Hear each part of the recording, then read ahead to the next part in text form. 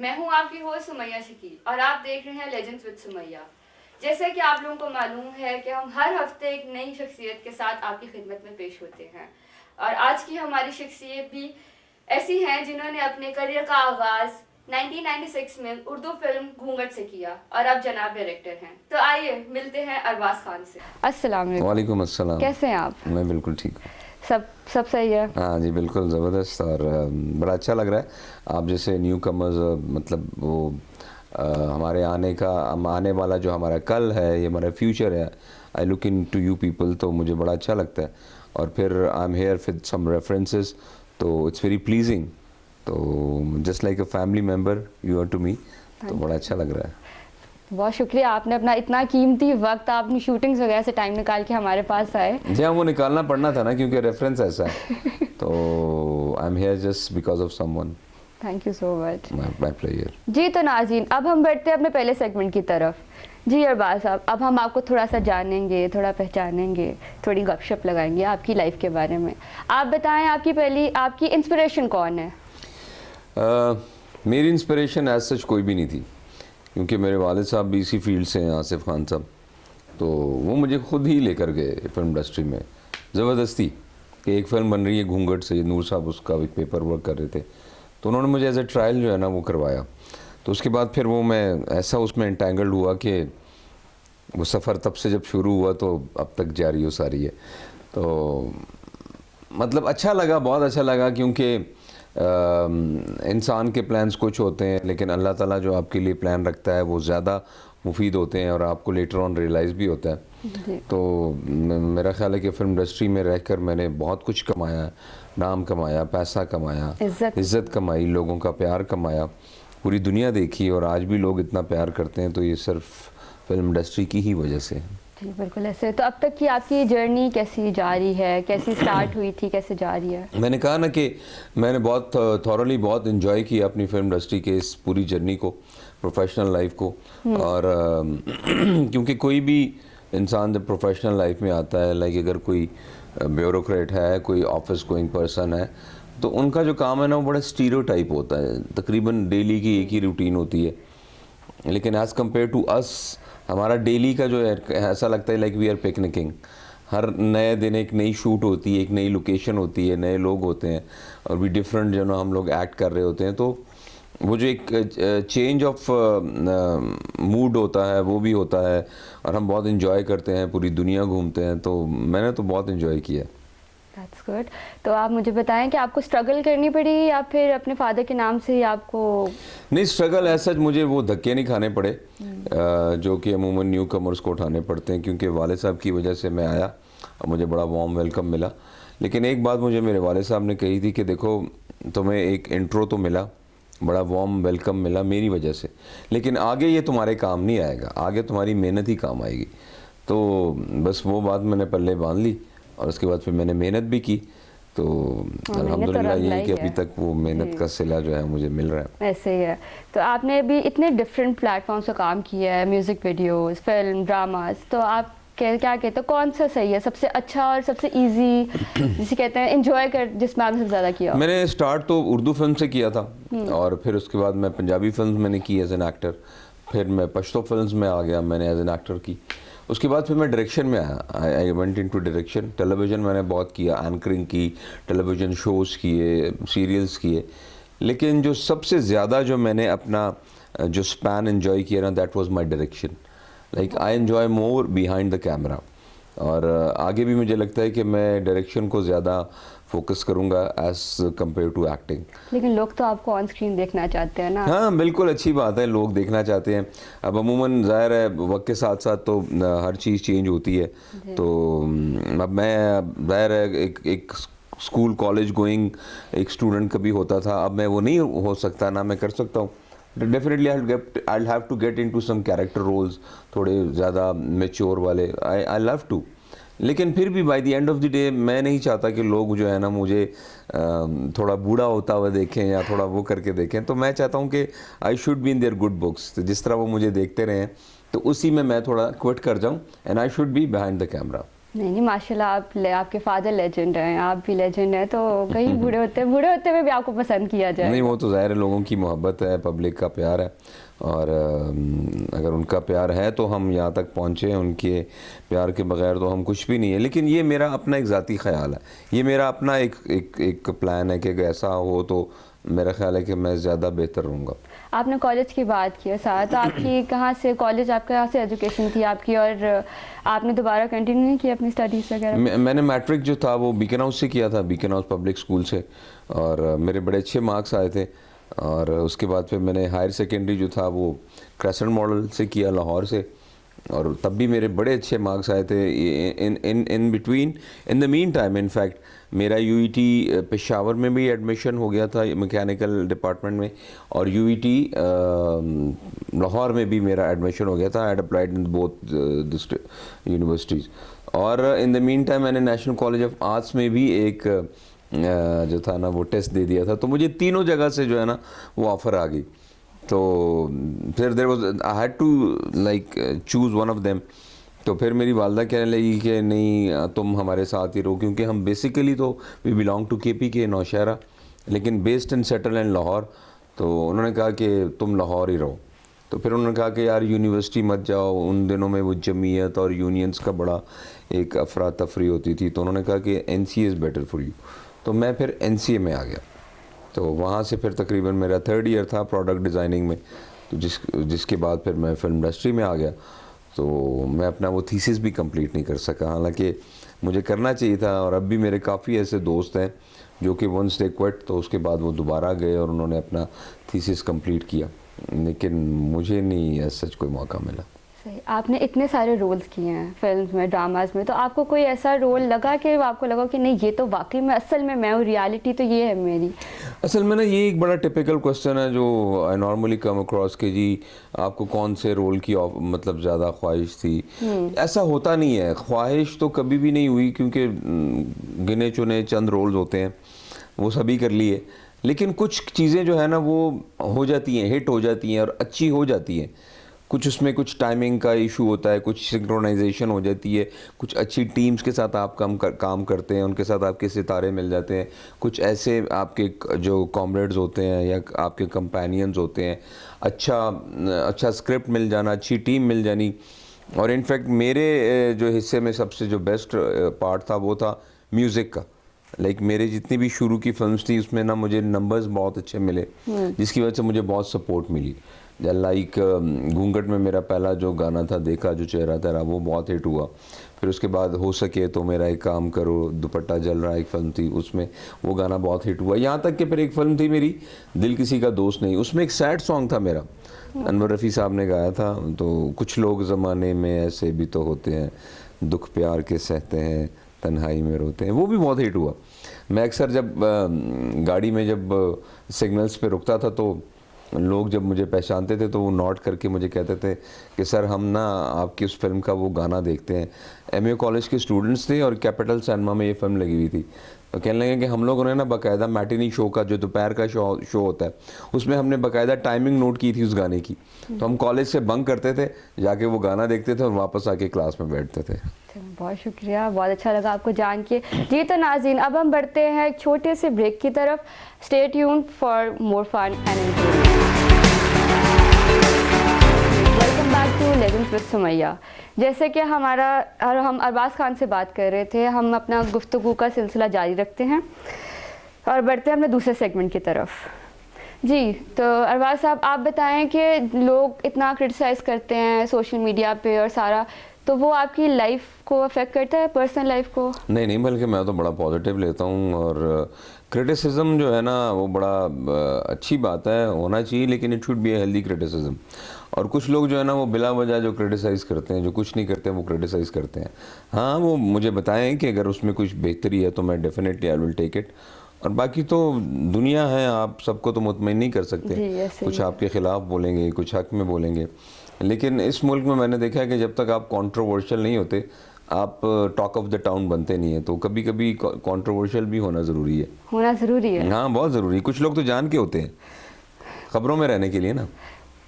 खबरों में रहने ये के भी लिए। एक टैक्ट होता है ना, थोड़ी सी सस्ती शोहरत लोग हासिल करने जाने हमें और हाँ हाँ, बदनाम होंगे तो क्या नाम नहीं होगा।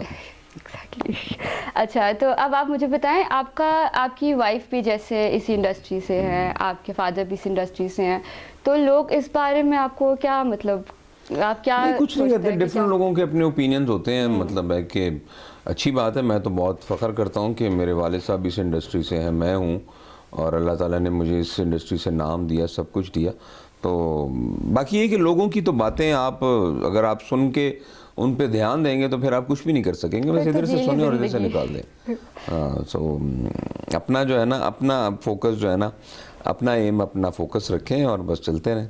Don't give a damn to the people what they say.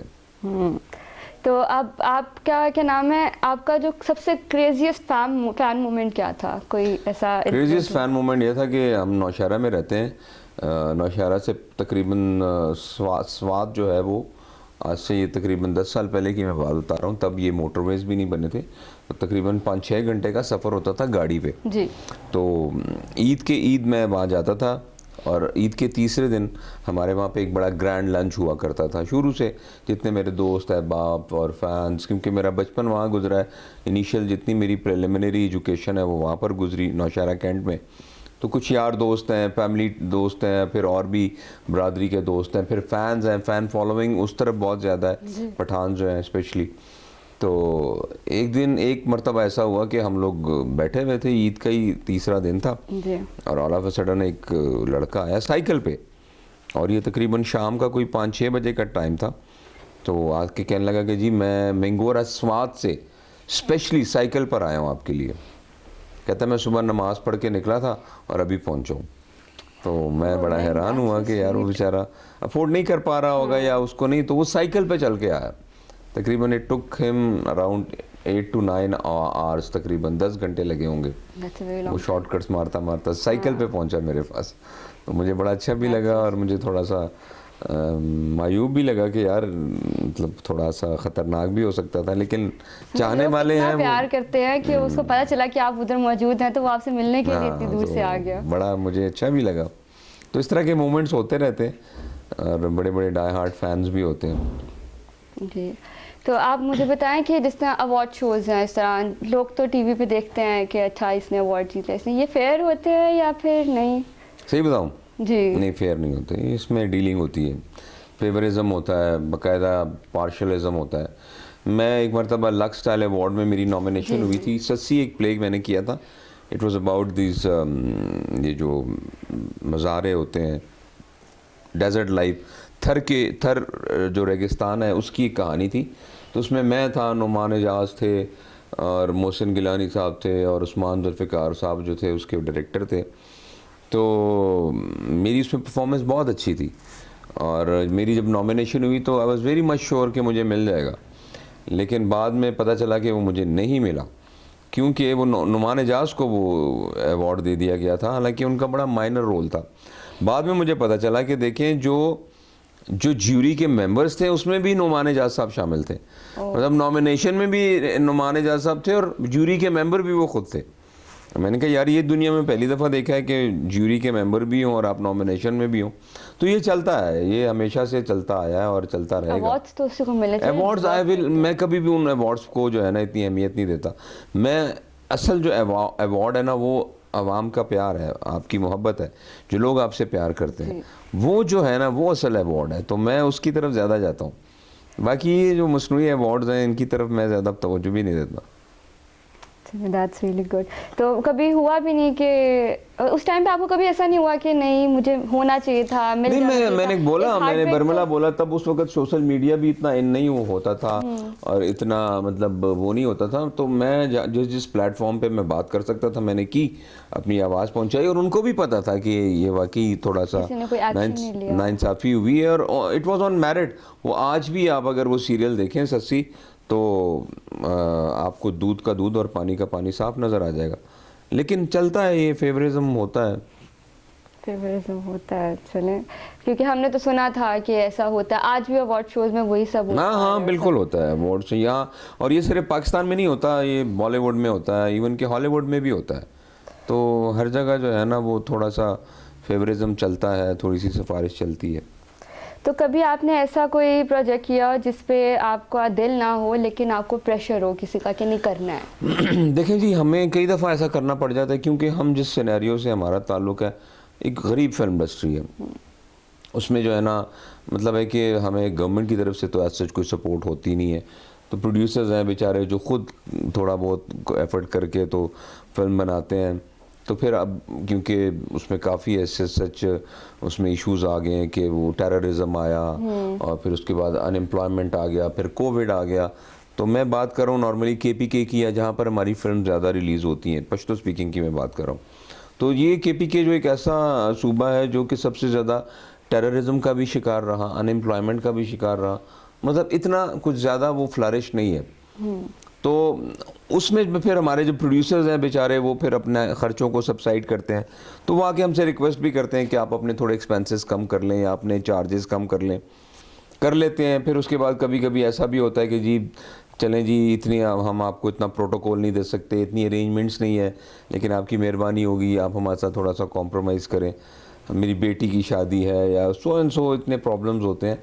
तो फिर हमें करना पड़ता है, मैनेज करना पड़ता है। दिल नहीं भी चाहता कुछ करने को, पैसे भी कम मिलते हैं और ख्वारी भी ज़्यादा होती है, लेकिन हम करते हैं क्योंकि ज़ाहिर है ट्रेड है, उठना बैठना है, तो गिव एंड टेक तो चलता रहता है। नहीं तो कोई एक ऐसा कोई प्रोजेक्ट जो आपको याद हो कि आपने शायद किसी के प्रेशर में आके कर दिया? अब वो खैर अपने मुंह में मिट्ठू वाली बात हो जाती है, ऐसे कई केसेस आए हैं, लेकिन मेरा ख्याल है कि मैं उसको ज़्यादा डिस्क्लोज़ नहीं करना चाहूँगा। लेकिन ये है कि हम आउट ऑफ द वे बहुत सारे ऐसे प्रोजेक्ट्स होते हैं, ऐसे बहुत सारे फेवरिज्म हमें देनी पड़ती है। इवन कि यहाँ तक कि हमने विदाउट पेमेंट भी काम किया हुआ है। कुछ ऐसे भी रीज़न्स आ जाती हैं या आई हैं हमारे सामने कि हमने फ्री ऑफ कॉस्ट भी काम किया हुआ है। जैसे कोई आर्टिस्ट है, इवन के हमारे एक बहुत सो कॉल्ड डायरेक्टर्स थे, बड़े बड़े नामी गिरामी, मैं उनका नाम नहीं लूँगा, उनको कुछ इशू हो गया कुछ पैसों का, तो हमने 4-5 लोगों ने मिलकर एक फ़िल्म उनके लिए बनाई। मैंने डायरेक्शन भी की, मैंने एक्टिंग भी की, मैंने एक पैसा नहीं लिया। तो ऐसा होता है। चलिए, बहुत अच्छा लगा ये जान के जी। तो नाज़रीन, अब हम बढ़ते हैं एक छोटे से ब्रेक की तरफ। देखते रहिए लेजेंड विद सुमैया। नाज़रीन, welcome back to legends with Sumaiya. जी, अब हम अपना टाइम वेस्ट किए बगैर थोड़ा सा बढ़ते हैं अपने थर्ड सेगमेंट की तरफ, जिसमें हम लोग सबसे पहले तो गेम्स खेलेंगे, छोटा मोटा फ़न करेंगे। और पहली गेम हमारी है रैपिड फायर। जी, तो अब आप मुझे बताएं दिस और दैट है, हुमायूं सईद या फवाद खान? इसमें क्या करना है? दिस और दैट, हुमायूं सईद या फवाद खान? अच्छा, हुमायूं सईद। अगर आपको काम करने का मौका मिले तो इन दोनों में से आप किसके साथ काम करें? हुमायूं सईद। हुमायूं सईद। माहिरा खान या महविश हयात? I think Mehwish. हानिया आमिर या सजल अली? हानिया आमिर या सजल अली? सजल अली। सजल अली। सजल अली तो सबकी फेवरेट है। आसिम अजहर और आतिफ असलम? आतिफ असलम। आतिफ असलम। Why not Asim Azhar? आसिम अजहर। तो why not Atif Aslam? Okay. Javed Sheikh और यासिर नवाज? ऑफ कोर्स जावेद शेख साहब। खलीलुर रहमान या फिर शर्मीन फरीजादा? खलीलुर रहमान का। खलीलुर रहमान। ओके, अब हम दूसरी गेम की तरफ बढ़ते हैं। आपने इन पर्सनालिटीज़ में आपको नाम दूंगी और आपने बताना है सबसे पहले इनका नाम सुनते ही आपके जहन में क्या आता है, आपके माइंड में। मुबश्शिर लुकमान। मुबश्शिर लुकमान साहब को मैं ये कहूँगा कि पहले अपनी अकाउंटेबिलिटी करें, पहले अपना एहतसाब करें, फिर दूसरों का करें। ओके। इमरान अब्बास? इमरान अब्बास के यार नाउ गेट मैरिड नाउ यार, बहुत हो गई। बहुत हो गई है। और बस क्या कहूँ, शादी हो जाएगी तो लड़कियों के दिल टूटेंगे। नहीं मतलब है कि शादी के लिए ज़हन बनाना पड़ता है ना। ये भी है। तो I think it's too much now. Hamza Ali Abbasi? Abbasi यार, be more an actor, not be so pro politically, या अपने आप को इतना ज़्यादा पॉलिटिकली वो ना करें, एंगेज करें। अब तो काफ़ी उसने वो ज़्यादा कर लिया, अब तो बिल्कुल ही वो एक एक्टर रहा ही नहीं है, पॉलिटिकल पर्सनालिटी ज़्यादा हो गया। ऐसे ही है। माया अली? माया अली मैंने उनका ज़्यादा काम देखा नहीं, लेकिन she is good. Okay. Ehsan Khan? Ehsan Khan my buddy, my best buddy, और I love him. That's sweet.